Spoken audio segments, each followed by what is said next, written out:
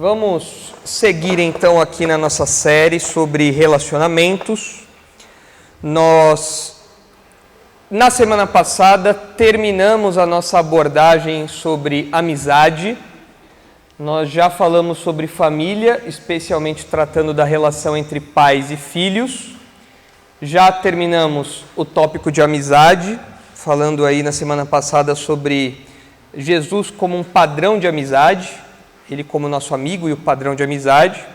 E hoje nós entramos provavelmente naquele que é o tópico mais aguardado da juventude. Qualquer conferência de jovens que você fizer com o tema namoro, os bancos lotam.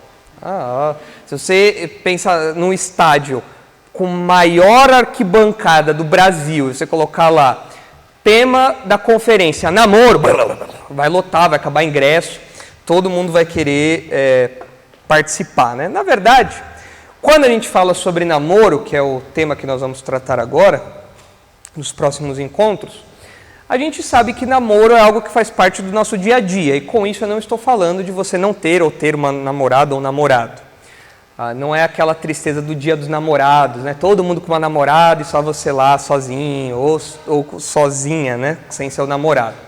Quando eu falo que o namoro faz parte da nossa vida cotidiana, é porque nós temos no nosso contexto experiências relacionadas a isso. Nós muitas vezes, geralmente, passamos a gostar de alguma pessoa, então nós temos aqueles sintomas das paixonites agudas, o frio na barriga, as borboletas no estômago, aquela expectativa pela mensagem que não chega, aquela coisa que você fica ansioso a semana inteira para falar com a pessoa. Quando você chega para falar com a pessoa, você se embaralha todo, né? Oi, eu sou quem é, nós vamos. Você fica todo... você não pensa direito. Tudo isso daí faz parte da nossa realidade. O que foi, Star? O que foi? Quantos anos você chama? A gente fica todo atrapalhado, né? O amor faz a gente ficar assim, meio abobalhado, né? Já diz o ditado, duas coisas que você não consegue esconder, quando você come mexerica e quando você está apaixonado, né? Então são realidades que fazem parte do nosso dia a dia, fazem parte da nossa rotina. Até mesmo no contexto das redes sociais e no dialeto jovem, a gente percebe um vocabulário específico que tem relação com o namoro. Então, agora é moda de você shippar alguém. Eu shippo. Né? Até onde eu consegui ver, acho que shippar tem a ver com relationship, e aí pegaram chip e fizeram shippar, né? Brasileiro e sua mania de aportuguesar as palavras, né?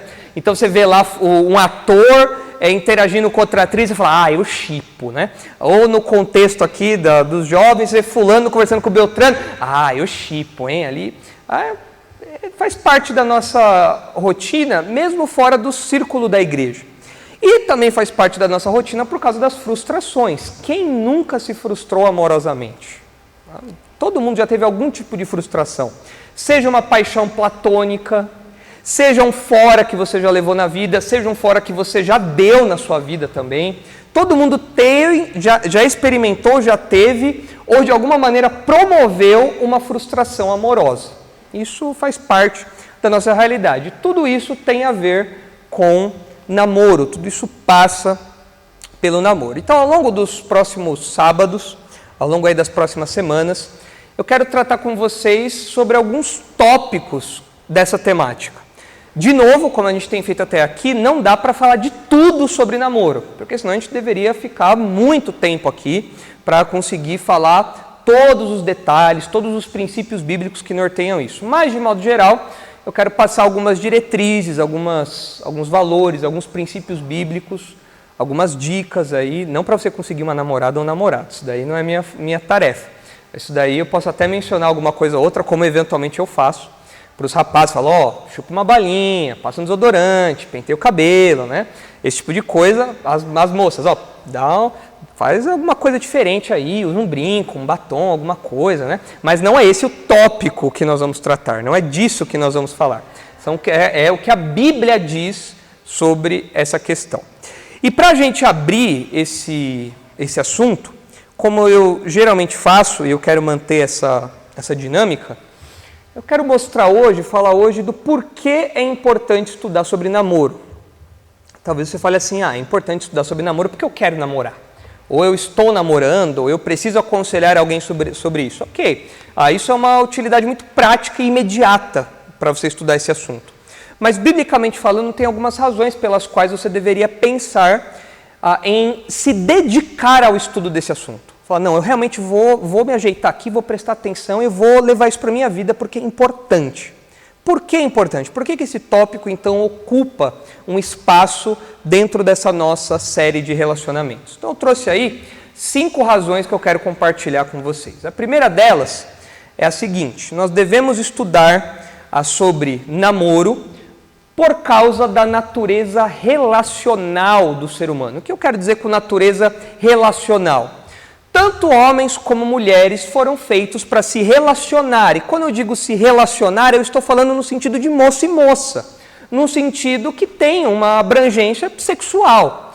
Não que no namoro haja o desfrute pleno dessa sexualidade, mas essa sexualidade existe. Homens sentem atração por moças, moças sentem atração por homens. É assim que Deus fez as coisas, assim que Deus criou o ser humano.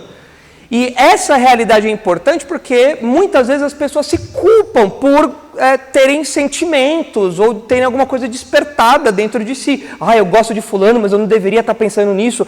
Meu Deus, é natural que nós como seres humanos tenhamos essa inclinação, essa disposição, esses sentimentos brotem dentro da gente, porque nós somos seres com uma natureza relacional. E quando nós falamos disso, nós percebemos que essa realidade está permeada por 3 realizações. Existe uma realização ministerial nisso.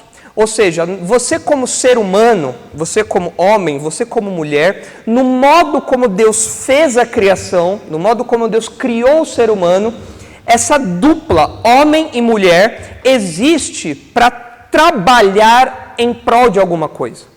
Existe para completar algum alvo que Deus estabeleceu desde a criação. Então é por isso que existe um ministério ali. Mas existe também uma realização pessoal.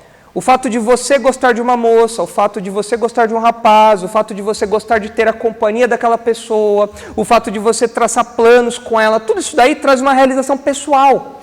É algo que te faz feliz. É algo que parece que preenche um espaço que, evidentemente, outras amizades não conseguem preencher. E existe uma terceira realização, que é a realização sexual. E muitas pessoas, quando falam aqui da realização sexual, pensam no sexo como algo ruim, pensam no sexo como algo errado em si. E isso não é verdade. É claro que o desfrute do contexto sexual, o desfrute da vida sexual, vem apenas no casamento, ok? Mas o fato de você ter atração por alguém do sexo oposto, isso não é algo em si pecaminoso. Isso é algo certo, isso é algo bom, isso é algo normal. E quando você entra num relacionamento de namoro com vistas ao casamento, levando em conta que você acha aquela moça bonita, ou aquele rapaz bonito, você está de alguma forma já experimentando essa realização sexual. Você tem vistas a isso, você está olhando para isso. Então olha só esses textos aí, como eles apontam para essas realidades que eu mencionei. Primeiro texto, Gênesis 1. Abre aí comigo, um texto conhecido, mas só para a gente reforçar aí o que a Bíblia fala sobre isso. Olha só essa realização ministerial, ou seja, o propósito, a tarefa que Deus deu ao homem e à mulher e como essa dupla trabalha junto na execução dessa tarefa. Gênesis 1, 26 e 27. Também disse Deus: façamos o homem à nossa imagem, conforme a nossa semelhança. Tenha ele domínio sobre os peixes do mar, sobre as aves dos céus, sobre os animais domésticos, sobre toda a terra e sobre todos os répteis que rastejam pela terra. Quando a Bíblia usa essa expressão imagem e semelhança, normalmente os teólogos falam que essa expressão significa que tanto homem como mulher, eles têm a capacidade de criatividade, a capacidade relacional, e tudo isso é verdade. Mas aqui, no contexto de Gênesis 1, olhando só para o versículo 26, a gente percebe que ser imagem e semelhança de Deus significa exercer domínio. Os animais não exercem domínio sobre a criação. Os animais não representam Deus na criação. Quem faz isso é o ser humano. E o ser humano faz isso, inclusive, por meio da relação entre homem e mulher. Olha só como essa dupla funciona no versículo 27. Criou, pois, o homem à sua imagem. A imagem de Deus o criou. Homem e mulher os criou. E na sequência, Deus mostra a bênção que ele dá, o texto mostra a bênção que Deus dá, falando sobre eles serem fecundos, multiplicarem-se, encher a terra e sujeitar a terra, algo que não é possível, não seria possível somente Adão fazer, ele precisava de Eva também. Então há um foco de trabalho aqui. E é por isso que um homem e uma mulher, quando eles decidem caminhar juntos desde o namoro, eles já começam a desfrutar de uma realização ministerial. Existem coisas que o homem não consegue fazer sozinho, que a mulher não consegue fazer sozinha. E não apenas coisas que eles não conseguem fazer. Estando juntos, eles potencializam o alcance, potencializam o trabalho deles, potencializam a qualidade daquilo que eles fazem. É uma realização ministerial. É uma realização do trabalho deles, da tarefa deles, que vem desde o início, lá quando Deus criou o homem e a mulher. Na sequência do texto, em Gênesis 2, ainda falando da criação da mulher agora, nós vemos uma realização pessoal. Olha o que diz aí o versículo 18. Disse mais o Senhor Deus: não é bom que o homem esteja só. Far-lhe-ei uma auxiliadora que lhe seja idônea. Não significa que o homem foi criado quebrado e que ele tinha algum problema. Mas no decorrer da criação, Deus havia criado o homem e ainda faltava algo para preencher essa etapa da criação, da humanidade. E aí o próprio Deus fala que ele vai fazer uma auxiliadora idônea. Esses detalhes a gente vai ver mais para frente, quando fala sobre o casamento, que é o próximo tópico da nossa série. Mas olha o 19 aí. Havendo, pois, o Senhor Deus formado da terra todos os animais do campo e todas as aves dos céus, trouxe-os ao homem para ver como estes lhe chamaria. E o nome que o homem desse a todos os seres viventes, esse seria o nome deles. Deu nome o homem a todos os animais domésticos, às aves dos céus e a todos os animais selváticos. Para o homem, todavia, não se achava uma auxiliadora que lhe fosse idônea. Então você pode imaginar que Adão, ele vendo que toda a criação tinha o par, todos os animais tinham o par. Você tem o leão, você tem a leoa, você tem a girafa, você tem o girafa? O girafa macho. A girafa macho. Estranho, ok. A girafa macho. Você tem o tigre, você tem a tigresa. Então, o Adão percebia tudo isso. Você tem o peixe, você tem a peixoa. Não, você tem a peixa, sei lá, enfim. Adão via que todo mundo tinha um par, menos ele. E isso fazia parte aí de uma etapa que Deus completaria logo mais. Versículo 21. Então o Senhor Deus fez cair pesado sono sobre o homem, a primeira anestesia da história. E este adormeceu. Deve ter sido melhor que anestesia de endoscopia, isso aqui. Deve ter sido um sono gostoso. Tomou uma das suas costelas e fechou o lugar com carne, a primeira cirurgia da história. E a costela que o Senhor Deus tomara ao homem, transformou-a numa mulher e lhe a trouxe. E disse o homem: esta afinal é osso dos meus ossos e carne da minha carne. Chamar-se-á varoa, porquanto do varão foi tomada. Por isso deixa o homem pai e mãe e se une à sua mulher, tornando-se os dois uma só carne. Ora, um e o outro, o homem e sua mulher, estavam nus e não se envergonhavam. Tem um aspecto aí de realização pessoal. Adão viu que agora ele também tinha um par. Ele também tinha a varoa fazendo par com o varão, a mulher fazendo par com o homem. E ele fica tão feliz, tão realizado com aquilo que ele faz um poema. É o primeiro poema da história. E quando ele faz esse poema aqui, nessa expressão de alegria, nós vemos essa realização pessoal. E os casados aqui, os que já namoram, os que são noivos, já vislumbram essa realidade da realização pessoal. Você ter alguém para compartilhar a sua vida é algo que te dá uma satisfação íntima. É algo que te completa, naquela figura que geralmente as pessoas colocam na metade da laranja, a tampa da panela, todas essas coisas aí. É essa ideia da realização. Não é apenas um contrato frio. Eu e você vamos construir coisas juntos, vamos ter um patrimônio juntos e é isso aí. Não, é uma realização, uma alegria. É mais do que o momento do casamento só, ali da festa. É uma alegria que vai assumindo novas formas, novos contornos com o passar do tempo. É uma realização pessoal. E o namoro é o primeiro passo, a primeira etapa dessa jornada que culmina ou não no casamento. Quando a gente pensa que o namoro pode terminar ou pode acabar em casamento. Então há uma realização pessoal aí. E há também uma realização sexual. De novo, você ter desejo sexual, você querer suprir algo que está dentro do seu ser, sexualmente falando, não é algo errado. O problema é quando você faz isso do jeito errado. O problema é quando você faz isso fora do casamento. O problema é quando você faz isso no contexto errado, mas a inclinação sexual em si, ela não é pecaminosa. E o casamento existe para trazer essa realização também. Então, quando você começa a namorar uma pessoa, muito provavelmente você vai começar a namorar uma pessoa porque você acha aquela moça bonita, ou aquele rapaz bonito.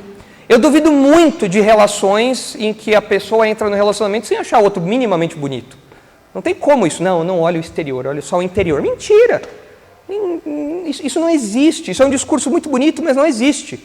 Talvez todo mundo possa achar o seu namorado feio, mas você vai achar ele lindo, e vice-versa.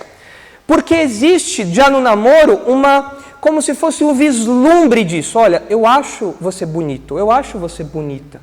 E isso me atrai a você. Isso me leva a você. Isso não é algo errado. Mas é a primeira etapa de uma jornada que só vai terminar lá no casamento, só vai ser consumada lá no casamento. Vejam os textos aí que falam disso. Provérbios, capítulo 5. Olha essa realização no campo sexual. Provérbios 5. Provérbios 5, 18.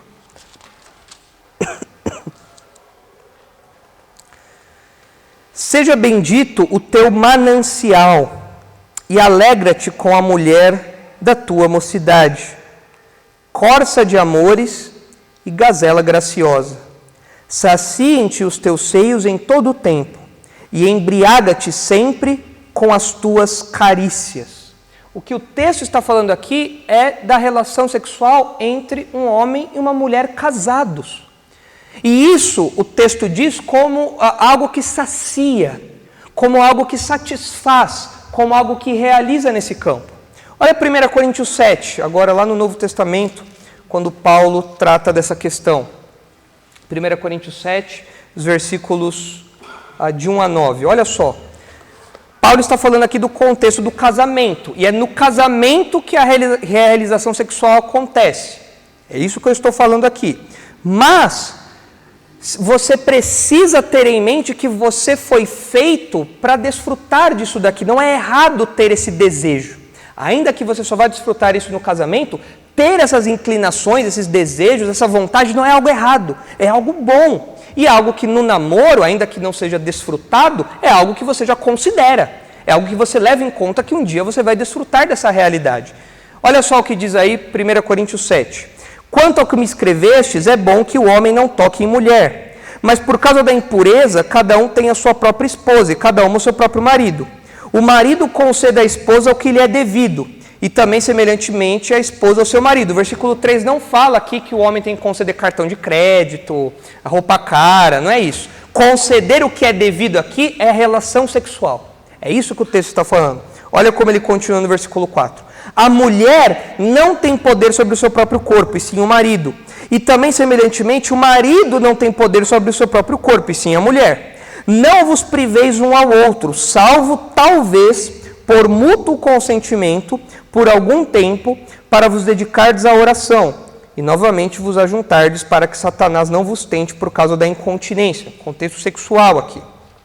E isto vos digo como concessão e não por mandamento. Quero que todos os homens sejam tais como também eu sou. No entanto, cada um tem de Deus o seu próprio dom. Um, na verdade, de um modo, outro de outro. Paulo era solteiro, Paulo não era casado. Ele fala, olha, seria bom que todo mundo fosse como eu, mas no modo como Deus administra as histórias pessoais, ele dá para alguns o celibato, não se casar, e dá para outros o casamento, sem problemas. Versículo 8. E aos solteiros e viúvos digo que lhes seria bom se permanecessem no estado em que também eu vivo.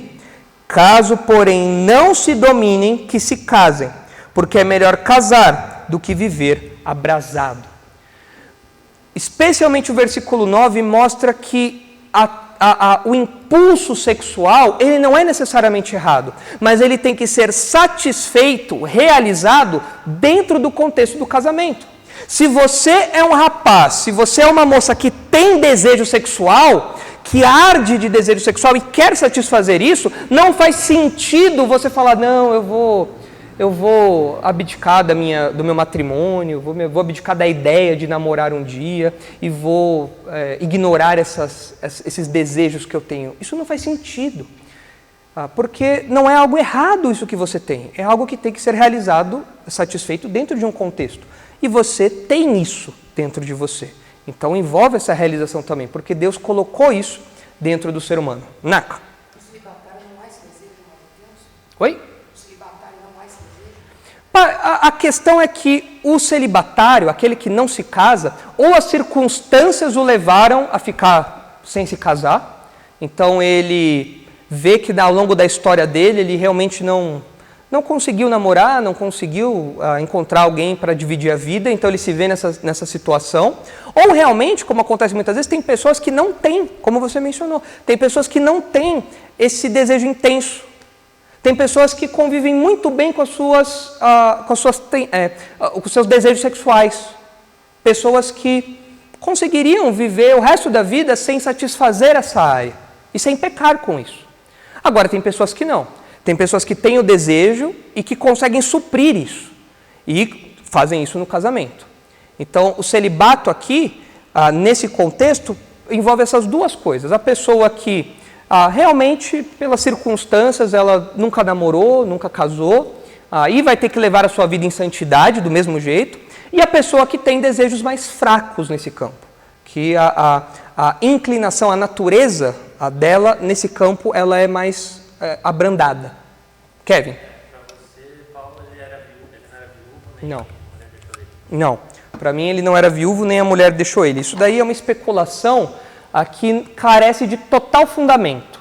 Porque Paulo era um fariseu antes. É a única informação assim mais detalhada que nós temos dos círculos que ele andava antes e tudo mais. E não tem, o fato dele ser um fariseu não obrigaria ele a ser viúvo ou ele ser necessariamente solteiro. Parece que ele era solteiro, mais do que viúvo. Não, é porque, às vezes, como ele parece ter autoridade para falar sobre o assunto, é porque ele deve ter experimentado isso na vida. Né? Ou a mulher deixou ele, eu pensei nisso. Aí que tá. Eu acho que ele fala como autoridade porque ele é o porta-voz de Deus. Assim como, por exemplo, um pastor, ele não precisa ser casado para falar de casamento. O pastor, ele tem que se munir da palavra de Deus. O apóstolo Paulo se muniu da revelação que Deus deu para ele. Porque se nós falássemos das coisas apenas que nós experimentamos, nós nunca poderíamos dar conselhos sobre outros assuntos. Eu nunca poderia dar conselho sobre alguém que perdeu os pais, por exemplo, porque meus pais ainda estão vivos e assim por diante. Então, me parece que a autoridade dele é porque Deus o revestiu de autoridade pela palavra dele, pela palavra de Deus. Mas ele poderia ser solteiro, que me parece mais provável, ou viúvo, ou a mulher ter deixado ele. Aí eu já acho que são especulações muito além do que ele simplesmente diz aqui, do que ele simplesmente aponta. Acho que ele era um solteiro. Diga, Brenner. Na questão do namoro, o livro de Cantares pode ser colocado nesse meio ou vale só para a véspera do casamento e após o casamento? O livro de Cantares eu vou citá-lo mais para frente. Aí eu abordo com mais detimento. Mas eu acho que o livro de Cantares aborda um período anterior ao casamento, mas a maior parte é reservada ao casamento. Então, em resumo, a gente poderia falar assim. Existe um aspecto prévio, mas a maior parte é da lua de mel para frente. Gabriel. Se não tivesse pecado, os homens poderiam ter várias mulheres e vice-versa? Eu acredito que não, Gabriel, porque já em Gênesis, quando Deus cria o homem e a mulher, ele não cria um homem e várias mulheres. Ele cria um homem, uma mulher e une os dois. Então sempre foi uma relação monogâmica. O projeto de Deus sempre foi esse. E na Bíblia, quando a gente vê as relações de poligamia, elas acabam sendo criticadas. Elas acabam sendo motivo de problemas, nunca de solução. Então eu acredito que, mesmo que não houvesse pecado, seria homem e mulher, os dois juntos, como um casamento de duas pessoas só. Mas vocês conseguem perceber isso daqui? Fica claro para vocês isso? Okay? Agora, aqui é importante, aproveitando até a pergunta do Naka, mencionar o seguinte. Todo cristão é obrigado a namorar e a casar, porque existe uma pressão muito grande sobre isso. Especialmente em contextos de teologia reformada, existe muito aquela ideia do crescer e multiplicai-vos. Então você tem que casar e você tem que ter um orfanato, assim. Você tem que ter um orfanato não, né? Você tem que ter uma creche. Ter um orfanato não, você vai deixar seus filhos órfãos não. Você tem que ter uma creche, né? Você tem que ter um monte de filhos, você tem que ter filhos de sangue, você tem que adotar filhos, porque você tem que crescer, multiplicar e encher a terra. E eles falam que isso é um mandado de Deus, isso é uma ordem, Deus deu essa ordem para você. Bom, em Gênesis 1, quando Deus fala sobre crescer e multiplicar, ali não é uma ordem, é uma expressão de bênção. Deus está abençoando Adão e Eva, e essa bênção implica na multiplicação deles. Tanto que no Antigo Testamento, você não ter filhos era como um sinal de maldição, era algo muito pesado. E você ter filhos era sinal de bênção. Então ali não era uma ordem, Deus não estava dando um comando que se aplica a todo mundo hoje. Eu concordo com a posição dos pastores Sacha e Davi Murk, e aqui já aproveito para citar o livro deles. São esses dois livros aqui que eles escreveram, livros bons. O primeiro, ele é um pouco mais...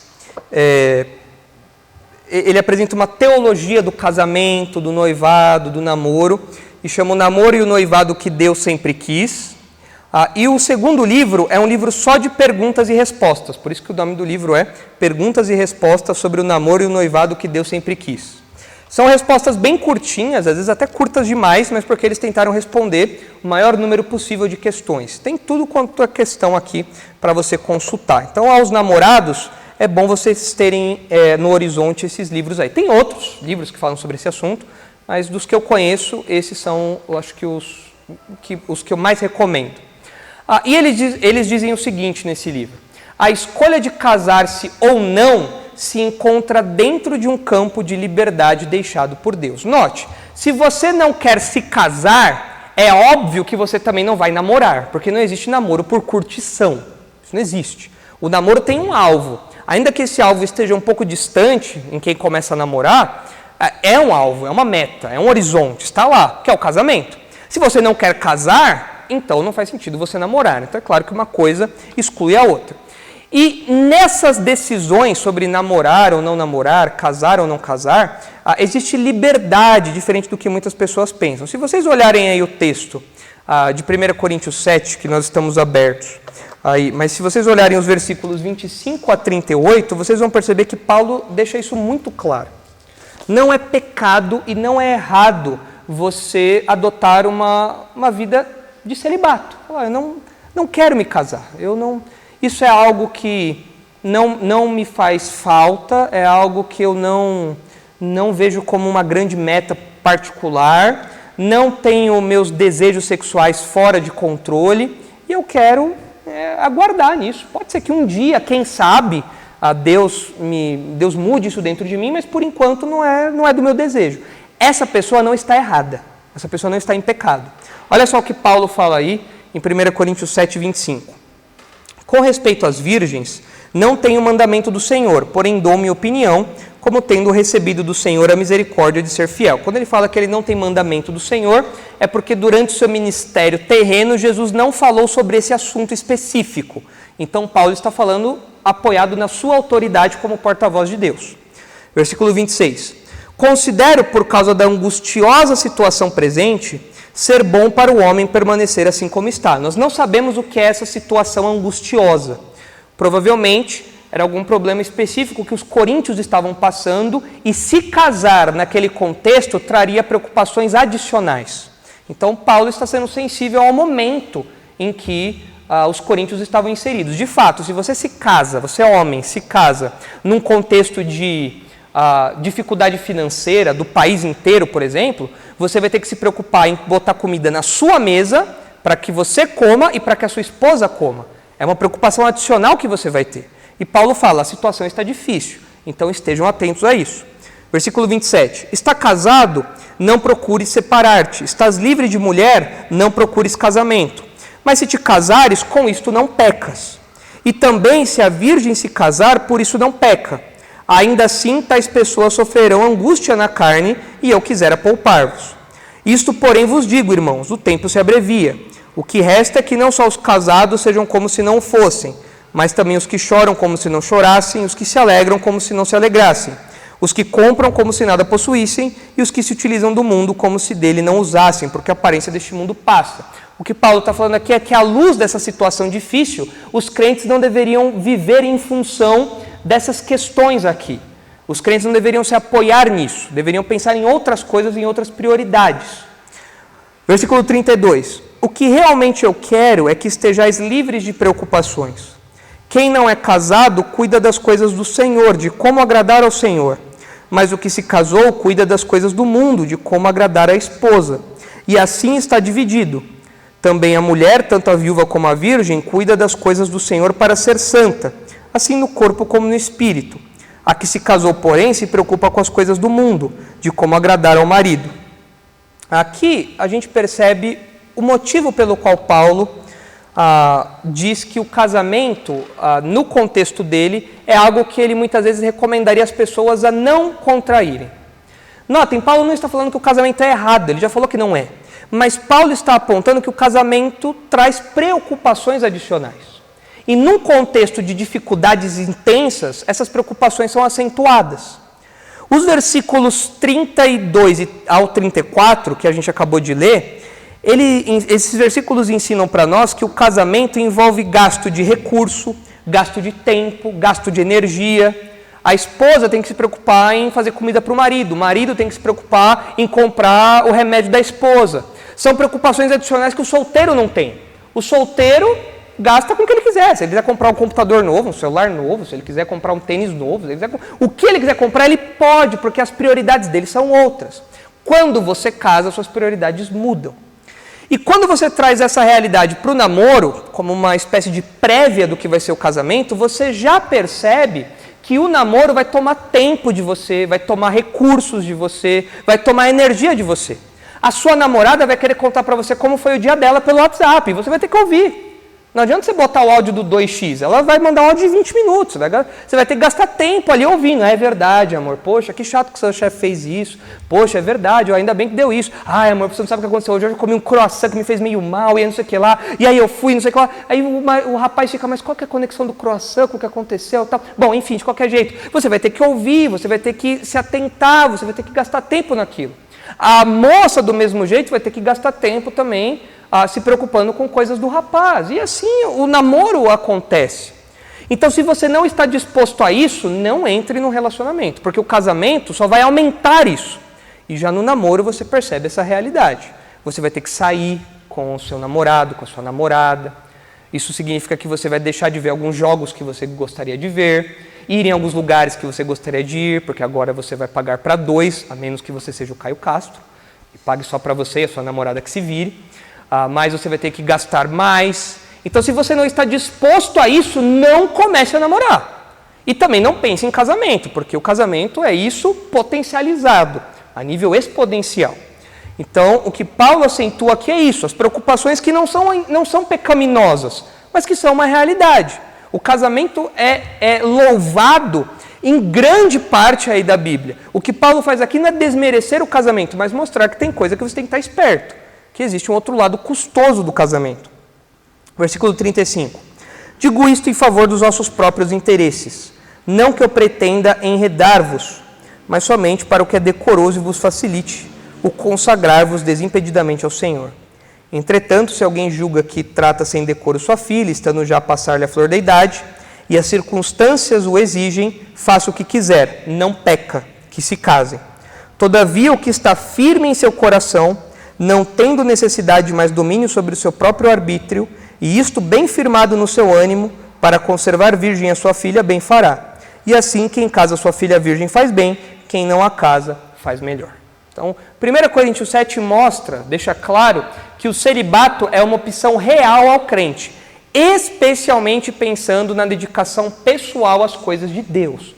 O exemplo que nós temos, ou os exemplos que nós temos de pessoas que nunca namoraram, ou que uma a gente tem certeza que não namorou, outra a gente não tem informações sobre isso, mas ao que parece nunca teve um relacionamento como casamento ou coisa e tal, foram Jesus e Paulo.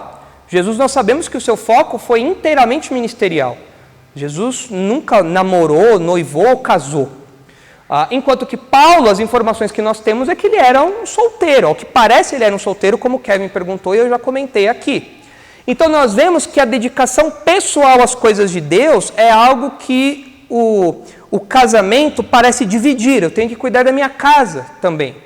Claro, isso glorifica a Deus, isso é agradável a Deus, mas nessa dedicação pessoal à igreja, às coisas da igreja, a viajar, a cuidar disso, a ser missionário, todo esse tipo de coisa, muitas vezes o casamento acaba sendo um fator de preocupação adicional. Então, o celibato é algo real aos crentes. E pode ser que as pessoas realmente não tenham esses impulsos sexuais tão fortes, e não vejam o problema de serem solteiros aí enquanto esse estado durar, talvez a vida toda. Porém, é importante avaliar a razão real pela qual alguém não quer namorar e casar. Porque a pessoa pode fazer isso movida por motivos errados e egoístas. Por exemplo, essa pessoa ela não quer casar e namorar por ter uma ideia errada sobre o casamento relacionada a motivos feministas. Então, a pessoa que fala assim, eu não quero casar porque eu não recebo ordem de homem. Homem não manda em mim.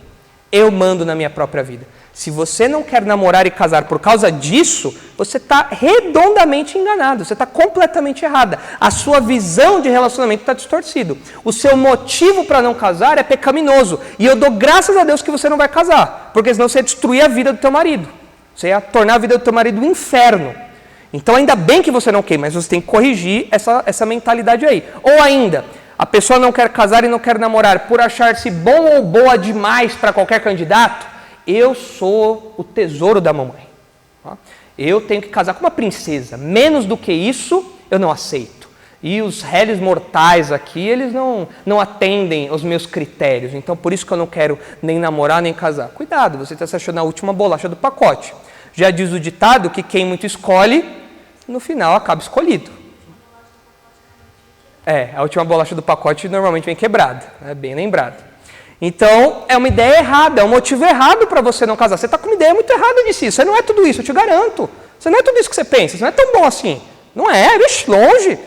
Posso garantir para você. Você não é essa florzinha toda que você pensa, não é. Então, se você não namora e não casa por causa disso, tem alguma coisa errada aí com você também. Agora, se você avalia tudo isso e você fala, não, realmente eu não quero, é uma coisa que também faz falta, é uma coisa que eu não sinto esse impulso tão grande, nos meus projetos, eu não sinto a necessidade disso e fico bem, então tudo bem. A Bíblia permite você escolher não namorar e não casar. Mas é importante a gente lembrar que a normalidade, aquilo que é mais comum do ser humano, é ele querer preencher essas realizações ministeriais, pessoais e sexuais no contexto do casamento, que começa no namoro. É por isso que a gente está estudando sobre esse assunto, por causa da natureza relacional do ser humano. Tudo certo nesse primeiro ponto? Considerações? Dúvidas? Ficou claro para vocês isso? Ok. Muito bem. Vamos caminhar mais um pouquinho aí então. Segundo motivo pelo qual nós devemos estudar sobre namoro é por causa do potencial destrutivo de um relacionamento íntimo mal conduzido. Se você entra num relacionamento sem saber o que a Bíblia diz sobre namoro, você está arrumando para a sua cabeça e para a cabeça da sua namorada ou do seu namorado. Isso pode dar minimamente certo pela graça de Deus, pela misericórdia de Deus, mas isso tem potencial de dar muito, muito, muito, muito errado. Olha o que o pastor Sacha e o pastor Davi Murk falam sobre isso. Um namoro mal conduzido tem um potencial tremendo para estragar o resto da sua vida. O envolvimento emocional e físico com alguém, antes de verificar sua compatibilidade e assegurar compromissos de fidelidade, facilmente obscurece sua objetividade no relacionamento. Muitas vezes leva a ressentimentos, culpa e ao fim do namoro. Quando eles falam ali que um namoro mal conduzido tem potencial de estragar o resto da sua vida, não é exagero. Não é exagero. Se você entra no relacionamento sem saber o que Deus quer para o seu relacionamento, você pode criar cicatrizes que nunca vão sair da sua vida. Nunca. Problemas que vão ser insolúveis na sua vida. Por exemplo, a Bíblia fala que o namorado e a namorada não podem desfrutar de relacionamento sexual íntimo. Não pode. Isso é proibido pela palavra de Deus. Mas vai lá o casal de namorados, imaturos espiritualmente, que não estão nem aí para o que Deus quer, que cedem às próprias tentações e cobiças, eles dormem juntos e a menina engravida. Você vai ter agora, por mais que você não case com aquela moça, por mais que você termine o relacionamento com ela, por outros motivos, enfim, você sempre vai ter um vínculo com aquela mulher para o resto da sua vida. E isso, é claro, vai fazer com que a sua próxima namorada, sua futura esposa, sendo uma mulher diferente, ela tenha que ceder a isso. Ela tenha que saber dessa realidade. Pronto, você manchou a sua vida para sempre.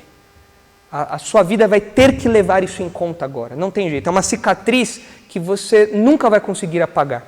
Ou outros problemas. Às vezes, dentro da igreja, relacionamentos que terminam e por conta de problemas diversos aí, a situação fica insustentável ao ponto das pessoas elas quase se degladiarem por conta de um relacionamento mal conduzido. Porque o rapaz e a moça erraram muito durante o namoro e terminaram se odiando e agora todo mundo sente a torta de climão que fica quando os dois estão no mesmo ambiente. São marcas que se prolongam por conta de um relacionamento mal conduzido. Há excessos que você comete, palavras que você diz que você não deveria falar, são marcas que podem estragar o resto da sua vida e vão te acompanhar pelo resto da sua vida. Então, se você namora ou está pensando em namorar, você tem que saber o que a Bíblia diz sobre isso. Você não tem que saber prioritariamente qual é a cor que a sua namorada mais gosta, qual é o salário que você quer ter daqui a 5 anos, onde você vai morar com ela, quantos filhos vocês querem ter. A prioridade do seu relacionamento é saber o que Deus quer que você faça no seu relacionamento. É isso que você tem que saber. É isso. Essas outras coisas, elas vão vir naturalmente com o tempo, elas vão se seguir. Mas a sua prioridade como rapaz e como moça é saber o que Deus quer do relacionamento de vocês. Porque senão, vocês podem realmente, sem exagero, desfrutar de um relacionamento destrutivo que vai acompanhar vocês por muito tempo. Diga, Kevin. Eu costumo dizer assim que uma mulher estranha deixou Sansão cego, palhaço e diante do Deus estranho. Não só Sansão, mas se você olhar para os homens da Bíblia, quando eles ignoraram as ordens de Deus por causa de relacionamentos, eles tiveram sérios problemas. Davi, Salomão, Sansão. Então é o tipo de coisa que você tem que colocar como prioridade na sua vida. Não é mais uma coisa, é a coisa. Vai começar a namorar, você tem que ser expert no que a Bíblia diz sobre o assunto. Você não pode entrar no namoro sem saber o mínimo. Eu vou descobrindo aí com o tempo. É claro, você vai amadurecendo, vai crescendo, tudo bem. Mas você tem que saber o mínimo disso. Você tem que saber, você tem que ter conhecimento mínimo para que o seu relacionamento não faça com que esse potencial destrutivo se torne real. E você tenha marcas para o resto da vida. Então esse é o segundo motivo pelo qual nós colocamos esse tópico aqui na nossa série de estudos. O terceiro motivo é por causa das ideias antibíblicas que são propagadas pelo mundo. Namoro para o mundo é uma coisa totalmente... É uma coisa que cada lugar que você vai ver alguma ideia sobre namoro. As pessoas têm, em geral, algumas coisas em comum, mas Se você ouve uma música aqui, se você ouve um incrédulo falando ali, parece que cada um tem uma ideia sobre o que é, sobre o que pode, sobre o que não pode no namoro. Então, em geral, o namoro segundo o mundo, apesar dessas diferenças pontuais que existem entre os incrédulos mais conservadores, os incrédulos mais liberais e tal, em geral, você percebe que namoro segundo o mundo é sinônimo de liberdade sexual e curtição. Não é raro as pessoas falarem assim, cara, namora, mas não se preocupa com o casamento agora não, você tem que curtir a vida. Curte a vida com a sua namorada, deixa o casamento lá pra frente, não se preocupa com isso agora, porque namoro é curtição. Eu vou curtir sexualmente, eu vou viajar com meu namorado, com a minha namorada, quando eu enjoar, eu jogo fora, por isso que é algo banal e descartável também. Eu posso viver com a minha namorada, com o meu namorado, como se fosse marido e mulher, sem as responsabilidades do marido e mulher. Eu tenho satisfação sexual quando eu quero, mas eu não tenho que botar comida na mesa. Opa, olha aí, é curtição, é a liberdade. Mas quando eu enjoar, eu jogo fora, eu descarto. Olha o que os pastores do livro que eu mencionei dizem aí. Há mais músicas populares escritas sobre o processo de desmanchar um relacionamento romântico do que de como encontrar e manter aquele relacionamento, custe o que custar. O sertanojo universitário, com perdão a quem gosta aí desse grande estilo brasileiro, né?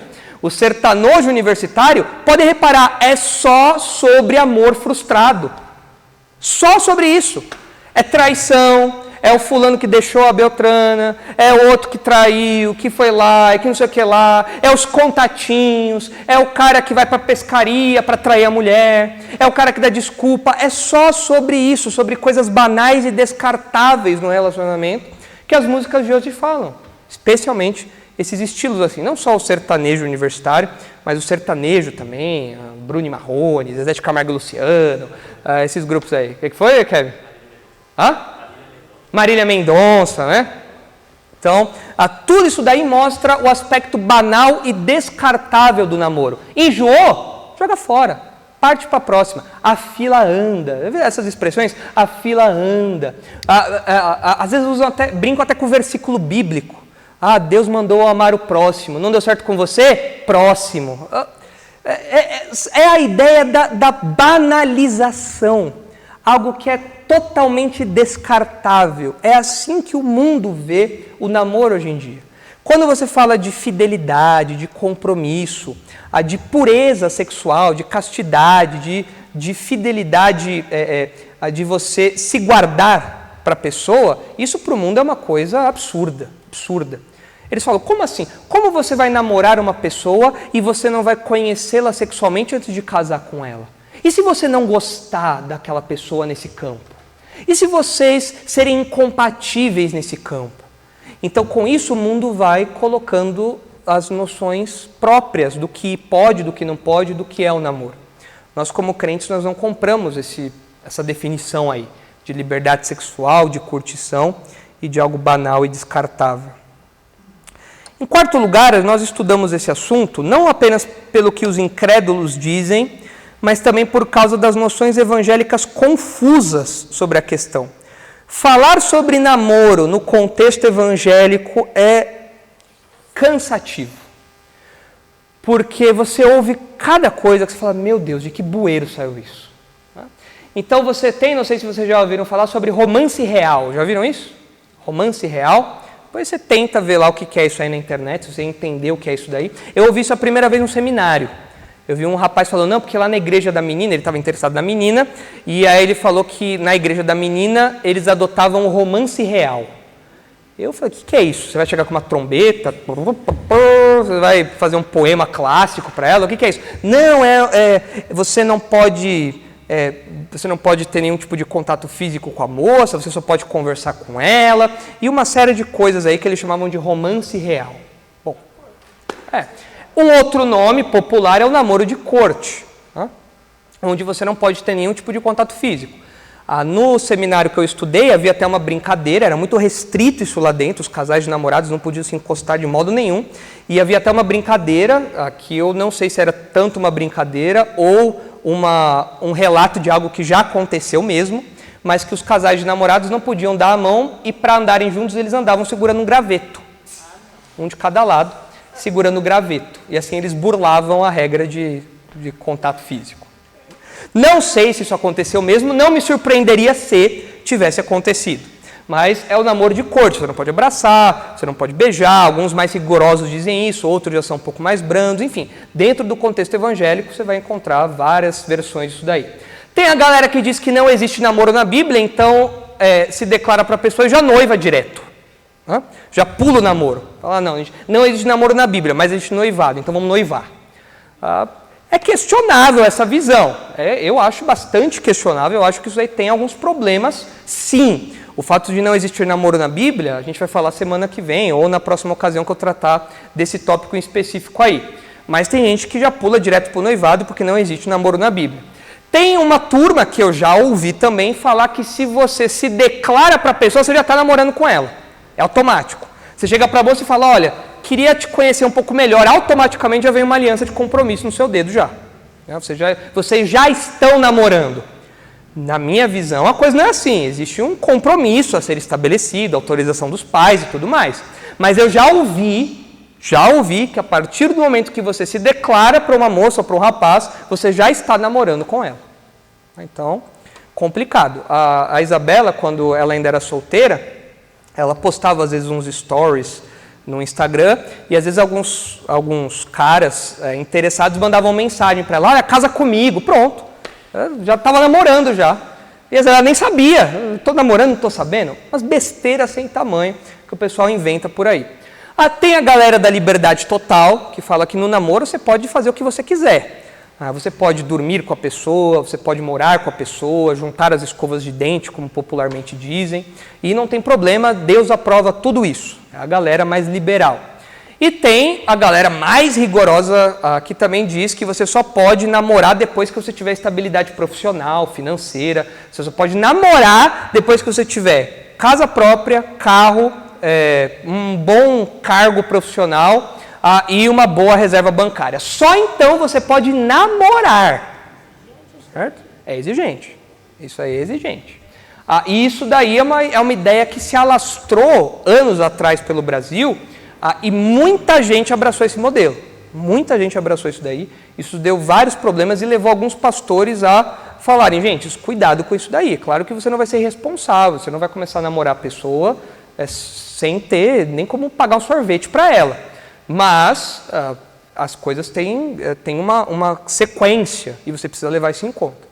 Então, o contexto evangélico é muito confuso na questão de namoro, e é por isso que nós vamos estudar sobre isso. E por fim, para a gente terminar, quinta razão pela qual nós temos que estudar esse assunto é por causa da realidade singular do casamento.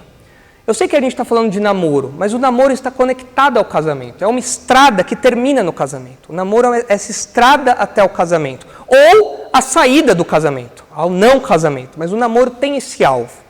E quando a gente pensa na realidade singular do casamento, a gente lembra do porquê é importante você não banalizar o namoro. Você tem que levar o namoro muito a sério.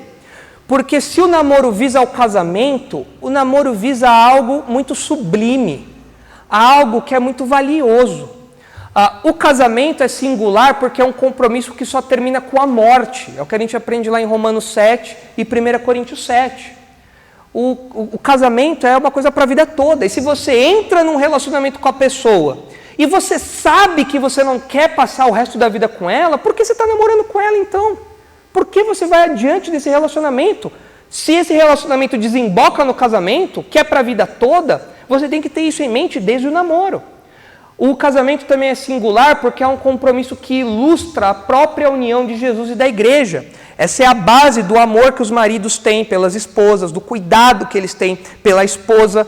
E é a parábola viva que Deus escolheu para ilustrar Jesus e a igreja. Então é algo muito sublime, é algo muito valioso, muito precioso. Você não pode lidar com isso de qualquer jeito.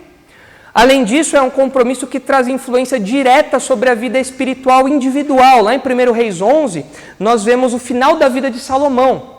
Salomão, contrariando as orientações de Deus, ele casou com mulheres pagãs. E o resultado disso foi que ele se tornou um idólatra. E o texto deixa claro que ele se tornou idólatra porque ele passou a seguir o que as mulheres dele falavam para ele fazer. Então, se você está num relacionamento que visa o casamento e você vê que a outra parte é espiritualmente frágil, é espiritualmente matura, é espiritualmente, você até questiona se ela é crente ou não, por que você continua com essa pessoa? Ou melhor, por que você entrou no relacionamento com ela? Se o alvo final é o casamento, não faz sentido você ter essa intimidade com ela agora. Não faz sentido isso. Isso vai começar a influenciar a sua vida. Isso vai começar a te fazer viver como Salomão vivia. E um último aspecto que eu coloquei ali é que o casamento é singular porque é um compromisso que pode gerar uma descendência santa ou mundana. Gênesis 6 é aquele famoso trecho em que as filhas dos homens se casam com os filhos de Deus. E aí o pessoal fala, eles são os anjos misturados com os homens e tal, e geram gigantes, uma coisa meio mitológica. Me parece ali que o texto está falando que há uma descendência santa que serve a Deus e uma descendência mundana que não serve a Deus. E quando essas descendências se unem, na sequência você tem uma punição a nível mundial, que é o dilúvio, porque o mundo se encheu de pecado. O que veio dessa união foi uma descendência mundana. E se você está num namoro, se você está num relacionamento que visa o casamento, e você olha e você fala, eu não sei se essa pessoa ela vai criar filhos santos. Eu não sei se essa pessoa vai educar os meus filhos na palavra de Deus. Eu não sei se essa pessoa é temente a Deus ao ponto de inculcar, de colocar da cabeça dos meus filhos a palavra de Deus. Se você tem receio, se você tem medo disso, para onde você está agora. Não faz sentido você continuar. Porque se no namoro já é assim, no casamento vocês têm potencial para criar uma descendência mundana. E isso é uma tragédia. Foi isso que trouxe o dilúvio ao mundo. Então, o que nós vemos na singularidade do casamento são elementos que você desde agora tem que observar. É o que eu coloquei ali embaixo. Essas questões já ilustram um pouco do que é importante observar na fase do namoro. O modo como a pessoa vê o casamento, o modo como a pessoa vê a criação de filhos, o modo como a pessoa cresce espiritualmente. Tudo isso compõe essa avaliação que existe na fase do namoro. Então estão aí os 5 motivos pelos quais nós devemos estudar esse assunto e você deve se dedicar a aprender sobre isso. O primeiro motivo que eu coloquei aí é por causa da natureza relacional do ser humano. Existe uma tendência natural e boa de nós nos relacionarmos com o sexo oposto. Isso é bom e a gente deve aprender então sobre isso, o que a Bíblia diz sobre isso. O segundo motivo é por causa do potencial destrutivo de um relacionamento íntimo mal conduzido. Você não quer carregar essas manchas, marcas para o resto da sua vida. Terceiro lugar, por causa das ideias antibíblicas propagadas pelo mundo. Você não quer ter um namoro pautado pelo mundo, mas sim pela palavra de Deus. Quarto lugar, por causa das noções evangélicas confusas sobre a questão. E a gente mencionou várias ideias aí. E por fim, por causa da realidade singular do casamento. Se o namoro vem antes do casamento e visa o casamento, então você precisa levar todos esses aspectos de singularidade em conta quando você está namorando ou quando você pensa em namorar. E é por isso que a gente vai estudar a respeito disso. Entenderam tudo? Desses 5 aspectos aí, qual aspecto mais chamou a atenção de vocês?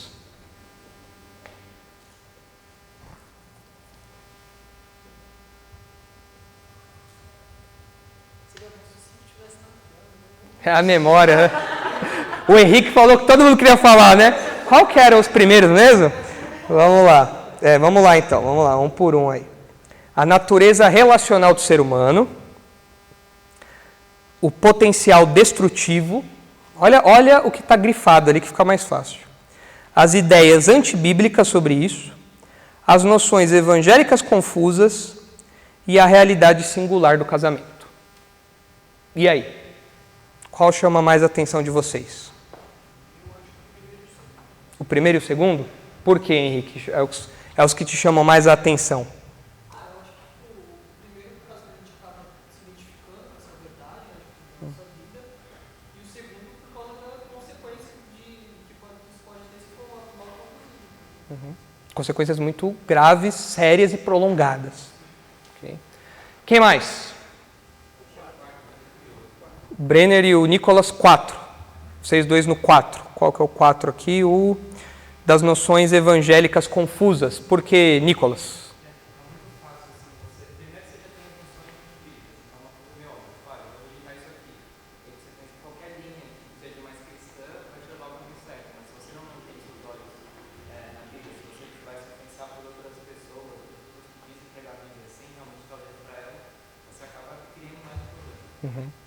Você acaba criando uma ideia que não é necessariamente mundana, mas que também não é bíblica.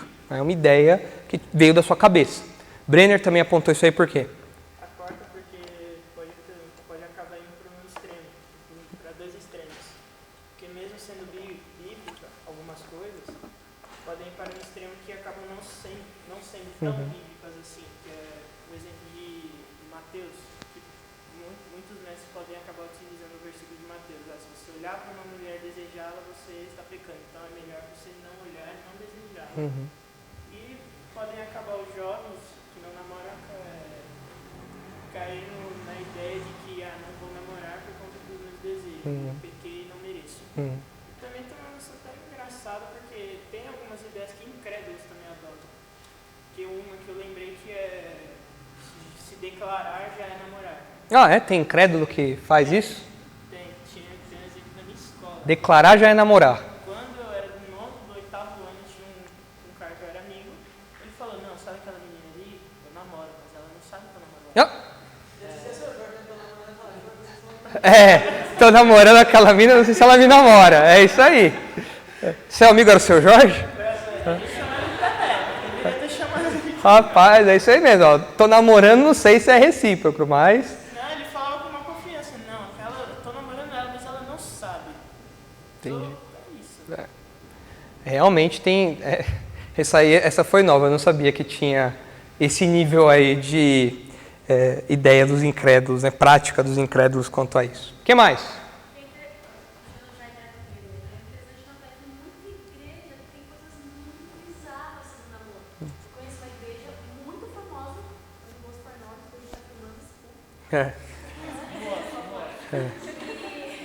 Fizeram um culto, isso eu sei porque a pessoa de lá me falou, uma amiga de confiança, que eu botei muito fogo, que ela não mentia. Ela falou que teve um culto de adolescentes que, se você gostasse de uma menina, você dá uma flor pra ela. E um monte de gente aconteceu da menina receber mais de uma flor. E ficou uma coisa assim, esse era o culto. Você dá uma flor pra menina que você gostava. Nossa. Ok. Constrangedor. Tem. É muita coisa bizarra. Existem alguns extremos dessas bizarrices assim. O namoro, a gente vai ver mais pra frente, é uma coisa um pouco mais frágil. Então, namoros terminam. É normal namoros terminarem. Mas tem quase com aconselhamento nupcial para namorados. Tipo, olha, o namoro de vocês está passando por uma turbulência, vocês precisam fazer isso, aquilo. Quando, na verdade, eles têm que terminar. Fala, não deu certo, termina. Então, existem exageros nisso daí também. Umas abordagens que são desproporcionais à realidade do relacionamento. Agora, essa da rosa aí, da flor aí... Eu não lembrava disso daí. Não lembrava disso. Mas tem outras bizarrices como essa, até piores. Naka? Tá faltando uma aí. Querer namorar antes de Cristo voltar. Como que é? Namorar ou casar antes de Cristo voltar. Colocar que isso daí é errado. Sim. Você desejar casar e namorar mais do que Jesus voltar é errado. Tem muito solteiro que se culpa disso aí. Tem muito solteiro. É aquela coisa, daí o pastor fala, Maranata, todo mundo, Maranata, e o jovem solteiro, vem Jesus. Fala mais baixinho para Jesus não ouvir, né? Você fala, não, espera mais um pouco, segura aí, volta não, deixa eu casar primeiro, né? E tem gente que se culpa por isso. Fala, peraí, será que é pecado eu desejar namorar e casar antes de Jesus voltar? É um falso conflito. Por que eu não posso desejar as duas coisas? Eu quero realizar isso, uma coisa que Deus colocou em mim, mas eu também quero que Jesus volte. Então eu posso querer as duas coisas, mas tem crente que se culpa, é verdade. Tem crente que se culpa disso. E aí, quem mais? Kevin? Acho que antes, para aquela ideia de ser antibíblica, como coloca.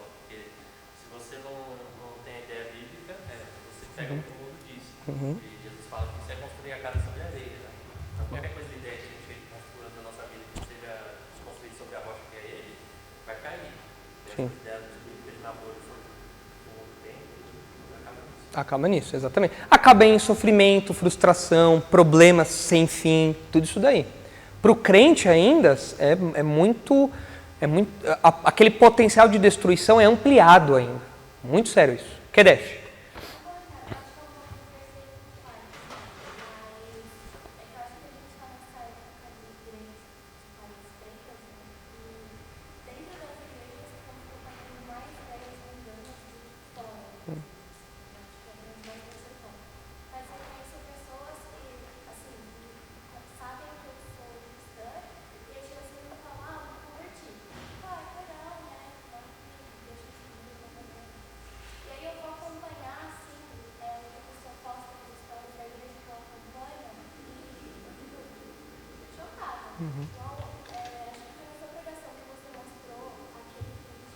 Ah, o Vem Novinha, o culto lá.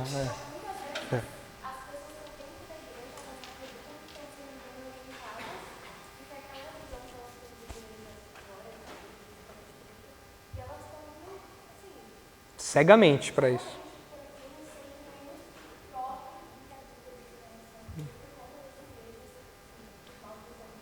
Sim. As pessoas elas acabam criando uma teologia intuitiva do namoro.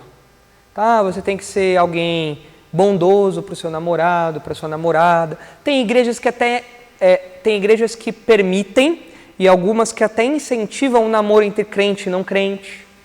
Eu conheço igrejas que não vem problema do rapaz ou da moça namorar um incrédulo, uma incrédula. Não, Deus pode abençoar e tudo mais. Fala, meu Deus, mas namoro evangelístico. Mas como assim? Igrejas fazendo essa teologia intuitiva. Mundana, né? Maurício. Eu queria fazer um destaque do quinto item, se lembrando da importância de assuntos como esse ser falado no Darash. Porque isso me fez lembrar outro Darash que foi feito sobre o mesmo tema, em que ainda não existia casais de namorada aqui no Darash, e o pastor usou um exemplo de que o namoro é uma pequena fotografia do casamento. E isso me fez lembrar muito disso, e que mostrava a amplitude de que tudo fosse se tornar no casamento. E isso foi algo que foi muito relevante na hora de escolher namorar ou não e avaliar essas questões. Sim, eu usei essa expressão, né, que o namoro é uma miniatura do casamento, né, porque, claro, as relações são diferentes, os compromissos são diferentes, mas se a sua namorada te tratar mal no namoro, se ela não é submissa a você do namoro, naquilo que ela pode exercer a submissão, não espere que quando você colocar a aliança dourada no dedo, vai virar uma chavinha nela e pronto. Agora eu sou a senhora submissão. O rapaz que é briguento, irado, tudo isso, agora, o rapaz que não lidera agora no namoro, não vai virar uma chavinha e vai se tornar um cavalheiro, um gentleman, um lord quando ele casar. Então são relações de miniatura, você vai percebendo isso. Se o rapaz não paga nada agora, igual o Caio Castro lá, né? Se o rapaz não paga nada agora no namoro, eu acho bem possível que ele vai ter alguma dificuldade de pagar depois no casamento. Se o rapaz é meio encostado na vida, agora durante o namoro, sempre está trocando de emprego e tudo mais, provavelmente você, moça, vai passar um pouco de dificuldade com ele. Então são expressões que lá na frente vão ser potencializadas, mas desde agora você percebe. Eu tenho muita dificuldade, falando isso aí que o Maurício falou, eu tenho muita dificuldade com pessoas que falam assim, pastor, eu casei com essa pessoa e essa pessoa se revelou outra. Eu tenho dificuldade com isso. Você não percebeu as coisas que você deveria ter reparado. Ah, mas ele era lindo. Ah, mas ele às vezes era meio irado. Hoje ele me bate. Mas eu não percebi que ele era assim. Você poderia ter percebido isso. Claro, às vezes as pessoas realmente se transformam, escondem algo. Mas na maior parte das vezes é falta de observação. E é falta de zelar por isso daqui. Pensar lá na frente. É entrar no relacionamento sem pensar lá na frente. Tudo isso daí... Pessoa emocionada. Pessoa que se vende pelos olhos. Então... exatamente. A gente vai falar mais sobre tudo isso daí, mas esses são só alguns motivos que eu queria apresentar.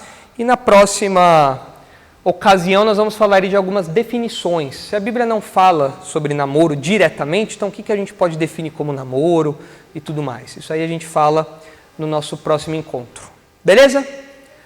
Vamos orar então para terminar e aí estamos despedidos. Eu tenho alguns avisos para dar e aí estamos despedidos. Vamos lá. Senhor, nós agradecemos porque no campo dos relacionamentos o Senhor não nos deixou soltos às nossas próprias ideias, aos conceitos que nós ouvimos do mundo, às músicas que existem na rádio, aos filmes, às séries. Obrigado porque nós temos a Sua palavra que nos dirige de modo suficiente, de modo claro e de modo completo para que tenhamos um namoro santo, um noivado santo e um casamento santo que agrade ao Senhor.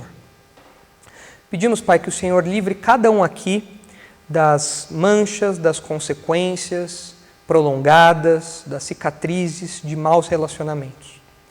Que o Senhor esteja com cada um, trabalhando no coração de cada um, nesse tópico que é tão delicado, nesse tópico que mexe com os nossos sentimentos, que mexe com os nossos planos, que mexe com as nossas perspectivas. Que o Senhor dê clareza a cada um, que o Senhor dê firmeza bíblica a cada um, que o Senhor guie cada relacionamento, cada etapa dos relacionamentos, e que assim, Pai, a Sua palavra seja a bússola de toda a nossa vida, que a Sua palavra seja a bússola dos nossos relacionamentos. Livra-nos dos perigos dessa área, dá-nos força por meio do Teu Espírito. E abençoe esse tópico que trataremos nas próximas ocasiões, para que seja algo não apenas relevante para a nossa vida prática, mas que também seja algo que glorifique ao Senhor no nosso dia a dia. É em nome de Jesus que nós oramos e agradecemos. Amém.